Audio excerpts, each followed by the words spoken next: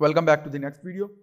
तो last video के अंदर हम लोगों ने डिस्कस किया था कि हम अपनी वेबसाइट को किसी भी वेब सर्वर पे किस तरह लाइव करते हैं, किस तरह अपनी वेबसाइट को अपलोड करते हैं कि कोई और बंदा कहीं से भी बैठ के हमारी वेबसाइट को एक्सेस कर सके। तो यहाँ से हम लोग अब शुरू करेंगे अपनी CSS। अब बेसिकली हमारी जो CSS है ये होती क्या है? CSS जो है ये हमारी स्टाइल शीट लैंग्वेज है जिसको हम यूज करते हैं अपनी वेबसाइट को डिजाइन करने के लिए। अगर हम CSS का यूज नहीं करेंगे तो हमारी वेबसाइट कुछ इस तरह की होगी, ठीक है, जिसके अंदर हमारे पास प्योर HTML है। लेकिन अगर हम चाहते हैं कि हम अपनी इस वेबसाइट को डिजाइन करें, इसको हम एक खूबसूरत मतलब कि मैं चाहता हूं कि मेरा ये जो फर्स्ट टाइटल है इसका जो कलर है वो ब्लू हो, तो वो हम CSS के थ्रू करते हैं। मैं चाहता हूं कि इसका जो फॉन्ट साइज है वो बड़ा हो या छोटा हो, या मैं चाहता हूं कि ये सेंटर अलाइन हो, तो ये सारी चीज़ें हम करते हैं अपनी CSS के थ्रू। मतलब हम अपनी वेबसाइट का जो डिज़ाइन है वो हम CSS के थ्रू करते हैं।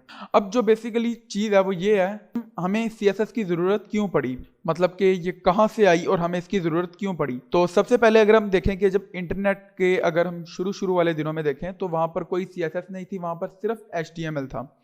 और उसमें क्या होता था कि सिंपल लोग इसी तरह जो वेबसाइट है वो क्रिएट करते थे। तो इसको डिज़ाइन करने के लिए अब उनको था कि हमने अपनी वेबसाइट को डिज़ाइन करना, तो इसके लिए एक वर्जन आया था HTML का 3.2, जिसके अंदर आपके पास कुछ ऑप्शन आई थी, जिसके अंदर आप अपनी टेक्स्ट का कलर चेंज कर सकते थे, फिर उसको फ़ॉन्ट बता सकते थे कि आप इसका कौन सा फ़ॉन्ट चाहते हैं।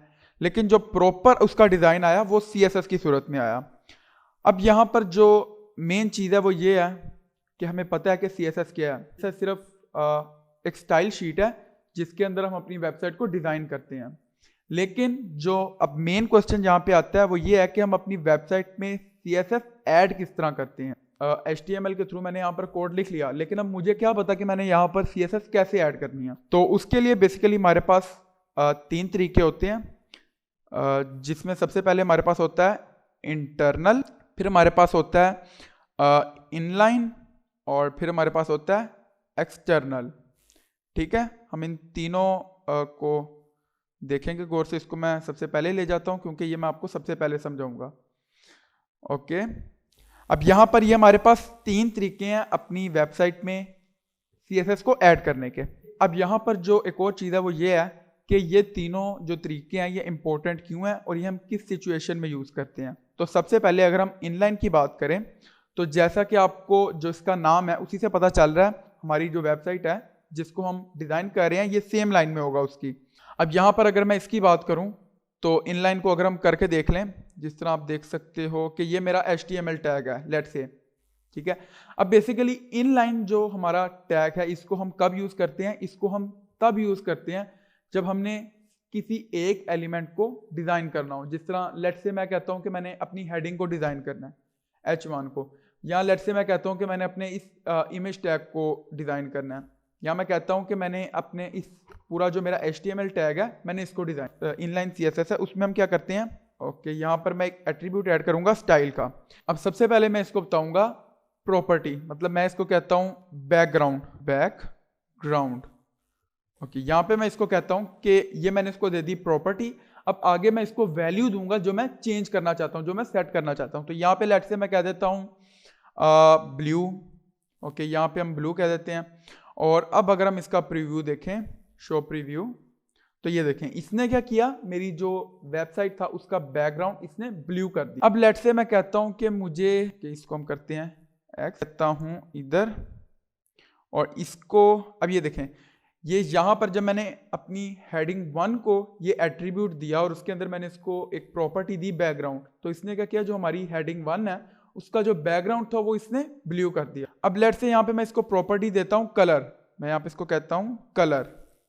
ओके, अब मैं देखूँ अगर, और इसको हम रिफ्रेश करें तो ये देखें अब हमारी जो H1 है ये क्या हो गई, ये ब्लू हो गई। अगर मैं इसको कह दूँ रेड, ओके, तो ये देख सकते हैं हमारी जो H1 है ये रेड हो चुकी है। अब सेकंड चीज़ जो है वो ये है कि इसको मैंने अपने इस टैग में ऐड किया, तो ये सिर्फ इसी टैग के ऊपर अप्लाई हो रही है, मतलब मेरी ये H2 पे अप्लाई नहीं हो रही, या मेरी किसी और चीज़ पे ये अप्लाई नहीं होगी, किसी और चीज़ को डिस्टर्ब नहीं करे। तो इनलाइन जो CSS है, जैसा कि आप देख सकते हैं इसके नाम से ही पता चल रहा है कि ये हमारी इनलाइन CSS है। इसी लाइन के अंदर हमने इस CSS को ऐड किया। जब हम कहते हैं कि हमने एक पर्टिकुलर मतलब लाइन के अंदर हमने इसको ऐड करना है, एक पर्टिकुलर एलिमेंट पे हमने इसको अप्लाई करना, तब हम इसका यूज करते हैं। सेकेंड वे जो है CSS ऐड करने का, वो है हमारा इंटरनल CSS। इंटरनल CSS का क्या मतलब है कि इंटरनल CSS का मतलब है कि मैं अपनी वेबसाइट के अंदर ही, मतलब ये जो मेरा index.html है, इसके अंदर ही मैं CSS ऐड करूंगा।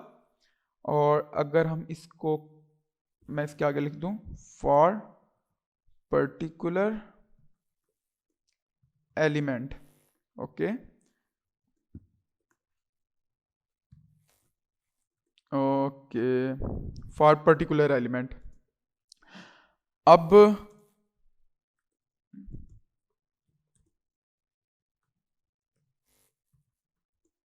पेज, अब इंटरनल CSS जो है, इंटरनल CSS बेसिकली होती है कि जिस तरह लेट से हमारे पास 5 पेजेस हैं वेबसाइट के, लेकिन मैं चाहता हूं कि ये जो डिजाइन मैं अप्लाई कर रहा हूं ये सिर्फ मेरा इस सिंगल पेज पे अप्लाई हो।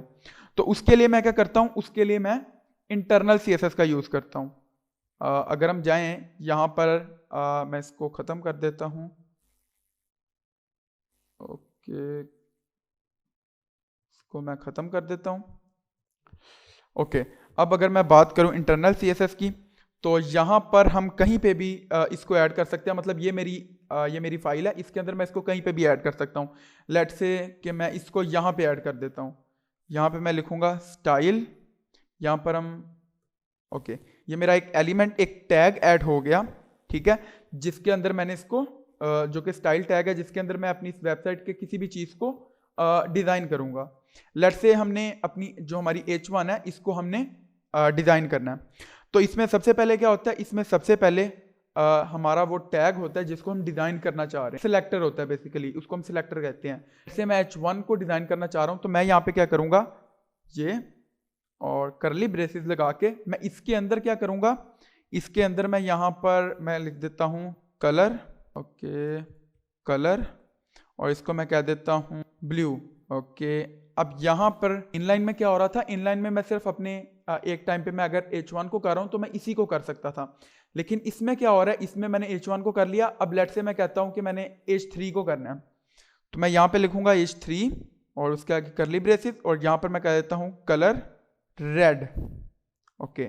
अब हम अगर यहाँ से शो प्रीव्यू करें तो हमारे पास H3 कोई है, ओके यहाँ पर तो ये अप्लाई हो गया, बट ये H3 पे क्यों नहीं हुआ, ओके अगर हम इसको रिमूव करके देखें, यहाँ पर अगर मैं H3 की बजाय H2 करके देखूँ तो ये देखें, आई थिंक H3 पे क्यों नहीं होता, ओके H3 पे हमारे पास इसलिए अप्लाई नहीं हुआ था क्योंकि हमारे पास जो H3 है वो एक लिंक है, उसका कलर पहले से ब्लू है, यहाँ पर आप देख सकते हैं। इसको हम H3 को फिर भी अगर हम चाहें तो हम इसको रेड कर सकते हैं, लेकिन उसके लिए हमें यहाँ पर एक और प्रॉपर्टी ऐड करनी पड़ेगी, तो उसको हम बाद में डिस्कस करेंगे। अभी फिलहाल के लिए हम H2 को देख लेते हैं।